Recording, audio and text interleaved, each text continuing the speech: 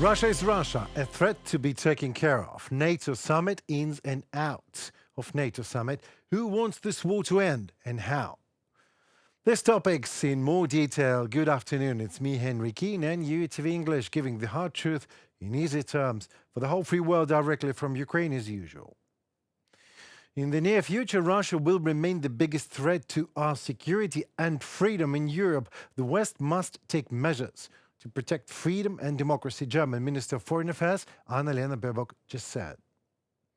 According to her, a special responsibility in this regard lies with Germany, which, thanks to its policy towards Russia, has regained lost confidence. We should not risk this during the budget negotiations, the minister warned in connection with the current dispute in the German coalition regarding the budget for 2025. Since the beginning of the full-scale war, Germany has provided Ukraine with very significant military assistance, including Leopard 2 tanks, Patriot anti-aircraft systems, Panzer, the H-2000 self-propelled guns, and many, many more. Recently, it became known about the transfer of the third Patriot system to Ukraine. This air defense system will help Ukraine effectively counter ballistic missiles used by Russia, like the one that murdered doctors and children in Children's Hospital in Kyiv just yesterday.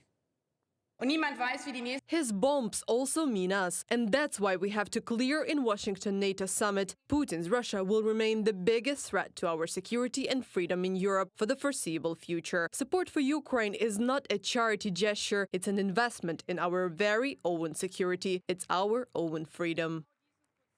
In addition, German Defense Minister Boris Pistorius announced the start of the transfer to Ukraine of 100 missiles for the Patriot air defense system. I guess Europe finally is taking Russian threats seriously. I just hope it is not too late.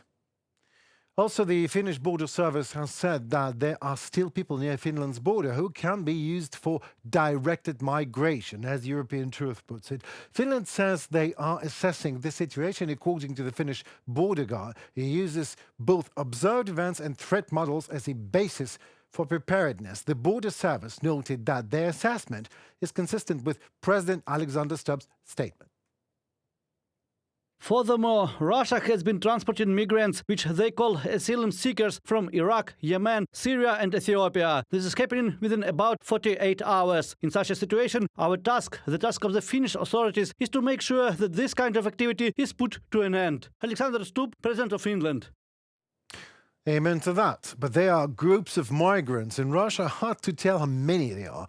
The special services of Russian Federation get them to Finland, into the country. I mean, this is pervertedly how Russia opens its borders and sends a signal to these people that it is possible to get to the West, where life is actual life and freedom is actual freedom.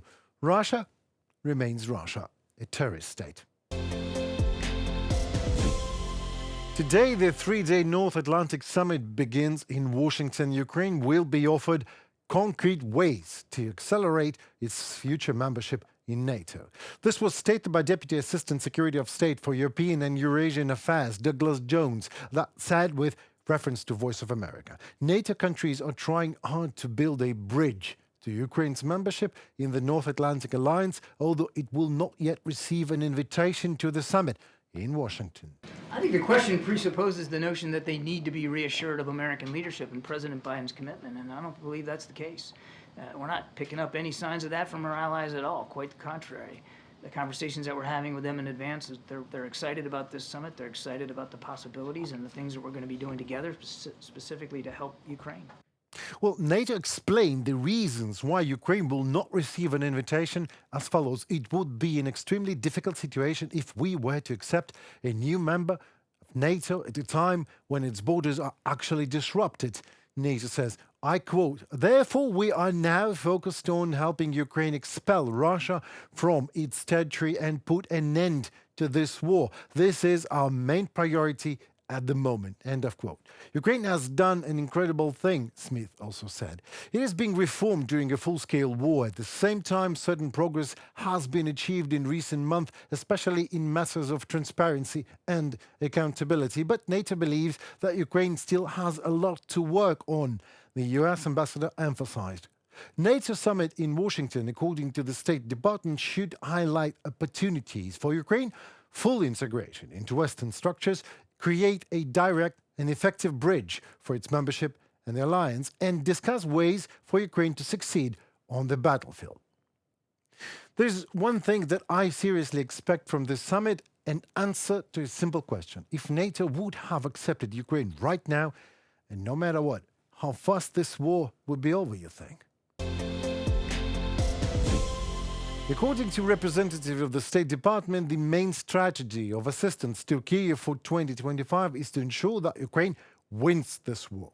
To achieve this goal, it is necessary to focus on 2 points: supplies on the battlefield and rebuilding the economy of Ukraine so that the latter is less dependent on partner countries, said officials who answered questions from lawmakers about the new budget for the diplomatic service for 2025. As James OBrien, the Assistant Secretary of State for Europe and Eurasia, said, I quote, "The goal of our strategy is quite simple. We want Ukraine to win.